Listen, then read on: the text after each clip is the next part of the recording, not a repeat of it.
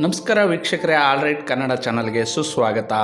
ರಾಜ್ಯ ಬಿಜೆಪಿಯಲ್ಲಿ ಬಂಡಾಯ ಸದ್ಯದ ಮಟ್ಟಿಗೆ ತಣ್ಣಗಾಗುವಂತಹ ಲಕ್ಷಣಗಳು ಗೋಚರಿಸುತ್ತಿದ್ದು, ಚುನಾವಣೆಗೆ ಇನ್ನೂ 2 ವರ್ಷಗಳ ಬಾಕಿ ಇರುವಂತೆ ಕೇಂದ್ರ ಬಿಜೆಪಿ ನಾಯಕರು ರಾಜ್ಯದತ್ತ ದೃಷ್ಟಿ ನೆಟ್ಟಿದ್ದಾರೆ.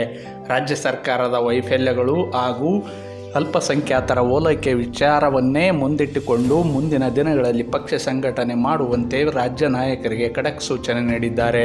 ಇದಲ್ಲದೆ ರಾಜ್ಯಾಧ್ಯಕ್ಷರ ಬದಲಾವಣೆ ಮಾಡಬೇಕು ಎನ್ನುವಂತಹ ಬಂಡಾಯ ನಾಯಕರ ಕೂಗಿಗೆ ಹೈಕಮಾಂಡ್ ಸೊಪ್ಪು ಹಾಕಿಲ್ಲ. ಹೀಗಾಗಿಯೇ ಬಿಜೆಪಿ ಹೈಕಮಾಂಡ್ ಹೊಸ ನಿರ್ಧಾರಕ್ಕೆ ಬಂದಿದೆ. ಹಾಗಾದರೆ ಬಿಜೆಪಿ ಹೈಕಮಾಂಡ್ನ ಹೊಸ ನಿರ್ಧಾರವೇನು? ವಿಜಯೇಂದ್ರ ಅವರು ರಾಜ್ಯಾಧ್ಯಕ್ಷರಾಗಿ 2028ರವರೆಗೆ ಮುಂದುವರಿತಾರಾ? ಈ ಕುರಿತು ಇನ್ನಷ್ಟು ಮಾಹಿತಿ ನೀಡ್ತೀವಿ. ನಮ್ಮ ಚಾನಲ್ ಸಬ್ಸ್ಕ್ರೈಬ್ ಮಾಡಿ, ಶೇರ್ ಮಾಡಿ, ಲೈಕ್ ಮಾಡಿ, ಹಾಗೆ ಕಾಮೆಂಟ್ ಮಾಡಿ.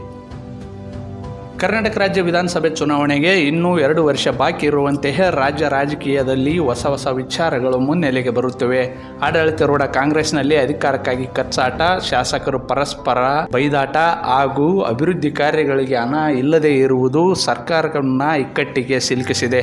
ಅಲ್ಲದೆ ಭ್ರಷ್ಟಾಚಾರ ಆರೋಪಗಳು ಕೇಳಿಬರುತ್ತಿದ್ದು, ಇನ್ನೊಂದೆಡೆ ಧಾರವಾಡ, ಹುಬ್ಬಳ್ಳಿ ಸೇರಿದಂತೆ ಯುವ ಜನರು ಉದ್ಯೋಗಕ್ಕಾಗಿ ಪ್ರತಿಭಟನೆ ನಡೆಸುತ್ತಿದ್ದಾರೆ. ಈ ವಿಚಾರ ಕಾಂಗ್ರೆಸ್ಗೆ ದೊಡ್ಡ ಮಟ್ಟದ ತಲೆನೋವಾಗಿದ್ದು, ಹೈಕಮಾಂಡ್ ಇಂಥ ಸಂದರ್ಭದಲ್ಲಿ ನಾಯಕತ್ವ ಬದಲಾವಣೆ ಬಗ್ಗೆ ಮಾತನಾಡುತ್ತಿದೆ ಎಂದು ಹೇಳಲಾಗುತ್ತಿದೆ. ಡಿ.ಕೆ. ಶಿವಕುಮಾರ್ ಅವರು ಶತಾಯಗತಾಯ ಸಿಎಂ ಆಗಲೇಬೇಕೆಂದು ಪಣ ತೊಟ್ಟಿದ್ದು, ದೆಹಲಿಗೆ ದೌಡಾಯಿಸಿ ಕಾಂಗ್ರೆಸ್ ಹೈಕಮಾಂಡ್ಗೆ ಡೆಡ್ಲೈನ್ ನೀಡಿದ್ದಾರೆ.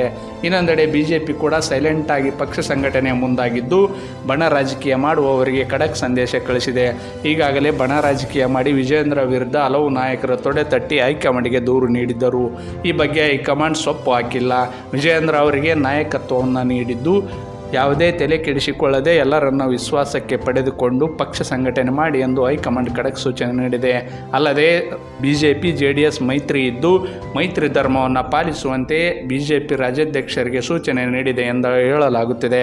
2028ರ ವಿಧಾನಸಭೆ ಚುನಾವಣೆಯವರೆಗೂ ವಿಜಯೇಂದ್ರ ಅವರು ರಾಜ್ಯಾಧ್ಯಕ್ಷರಾಗಿ ಮುಂದುವರಿಯುವ ಎಲ್ಲ ಸಾಧ್ಯತೆ ಇದೆ.